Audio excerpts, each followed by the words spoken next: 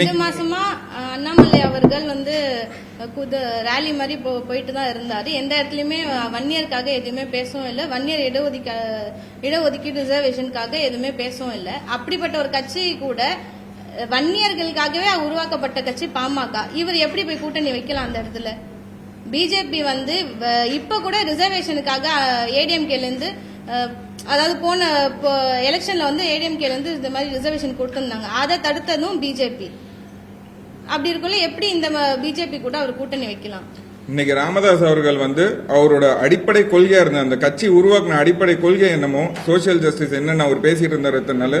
மக்கள் சமத்துவம் பேசினவர், social justice பேசினவர், இன்னைக்கு அது எல்லாத்தையுமே கைவிட்டுட்டாரு.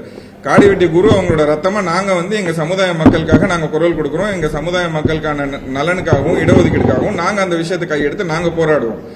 எந்தெந்த கொள்கையை ராமதாஸ் அவர்கள் கைவிட்டு இந்த மக்களை ஏமாத்தி இந்த மக்களோட ஓட்டை அவர் பையனுக்கான செல்வாக்கா பயன்படுத்தி அதை காசா பார்த்து அவர் பையனுக்கு ஒரு அமைச்சர் பதவி கிடைச்சா போதுன்றதுக்காக இந்த மக்கள் அடமானம் வைக்கிறாரோ அதை நாங்க என் சமுதாய மக்களுக்கு அதை நாங்க ஒரு விழிப்புணர்வு ஆக்கி அதை அவங்களுக்கு தெரிய வச்சு ராமதாஸை அரசியல் அனாதை ஆக்கிறதுக்கு தான் இந்த முயற்சி எடுத்திருக்கோம். வணக்கம். நாங்க இங்க பாமகவும் பாஜகவும் இப்போ நேற்று கூட்டணி ஃபைனலைஸ் பண்ணிருக்காங்க. அந்த கூட்டணியை பத்தி பேசுறதுக்காக தான் இங்க வந்திருக்கோம்.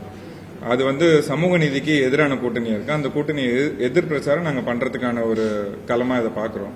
ஏன்னா பாமக உருவான நிலையே பாத்தீங்கன்னா இடஒதுக்கீடு கேட்டு இடஒதுக்கீட்டுக்கு உரிமை போர்ல 25 வன்னியர் தியாகிகளை எழுந்துதான் அந்த கட்சி உருவாச்சு. இன்னைக்கு பாஜக மக்கள் தொகை கணக்கெடுப்பு எடுத்தாலே தமிழ்நாட்டில் ஜாதி கலவரம் வரும் அப்படின்னு சொல்லி ஒரு கருத்தை அண்ணாமலை சொல்றாரு.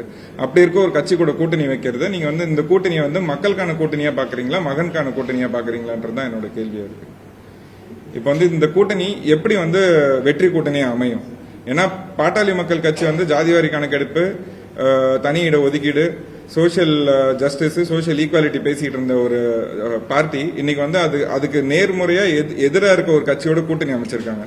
இந்த கூட்டணி அமைக்கிறது மூலமா அவங்க தன்னோட மகனுக்கான ஒரு பலத்தை தேடிக்கிறாரு. ஒரு மகனுக்கு ஒரு எம்பி பதவியும் அமைச்சர் பதவியும் கிடைச்சா போதுன்றதுக்காக நேத்து காலையில வரைக்கும் ஏடிஎம்கே கூடயும் கூட்டணி பேசுறாங்க, பாஜக கூடயும் கூட்டணி பேசிட்டு இருந்தாங்க. அப்படி கூட்டணி பேசி 2 பேர்கிட்டயுமே பேரத்தை பேசி ஒரு பெட்டியை வாங்கிட்டு அவரோட பையன் மகனோட லைஃபை செட்டில் பண்ணிட்டு இந்த மக்களை கொண்டு போய் அடமானம் வச்சுட்டாங்கன்ற ஒரு வருத்தத்துல தான் நாங்க இருக்கோம்.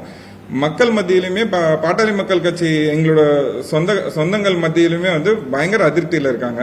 இந்த கூட்டணியை முழுமையா புறக்கணிக்கணும் அப்படின்ற ஒரு கருத்தை நான் இங்க வைக்கிறேன். ஏன்னா இந்த கூட்டணினால என் சமுதாய மக்கள், வன்னியர் சமுதாய மக்கள் மறுபடியும் பின்தள்ளப்படுறாங்க. ஏன்னா ஜாதிவாரி கணக்கெடுப்பு எடுத்தே ஆகணும், எங்களுக்கு தனி இடஒதுக்கீடு வேணும் அப்படின்னு சொல்லி நாங்க கேட்டுட்டு இருக்க பட்சத்துல தற்போது ரூலிங் கவர்மெண்டா இருக்க பிஜேபி பார்ட்டி அந்த காஸ்ட் பேஸ் சென்செக்ஸ் எடுக்கிறதுக்கு சப்போர்ட் பண்ண மாட்டேன்றாங்க.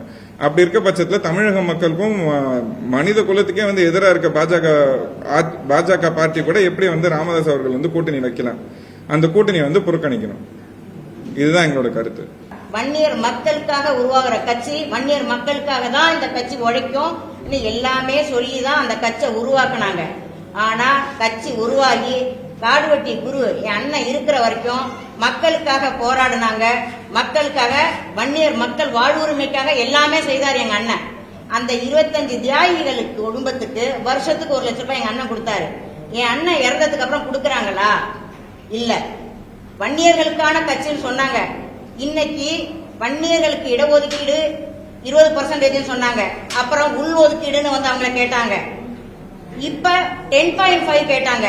அதுவும் கொடுக்கல, கோர்ட்ல நிலுவையில இருக்கு. மிகவும் தாழ்த்தப்பட்ட நிலையில வன்னியர் சமுதாயம் அழிவோட விளிம்புக்கு போயிடுச்சு. அந்த சமுதாயம் முன்னுக்கு வரணுங்கிறதுக்காக தான் காடுவெட்டியாரோட ரத்தம் நாங்க வன்னிய சமுதாயத்துக்கு ஏன் உறவு, ஏன் சொந்தம், ஏன் ரத்த பந்தம் நல்லா இருக்கணுங்கிறதுக்காக அவரோட ரத்த பந்தங்களாகிய நாங்க இறங்குறோம்.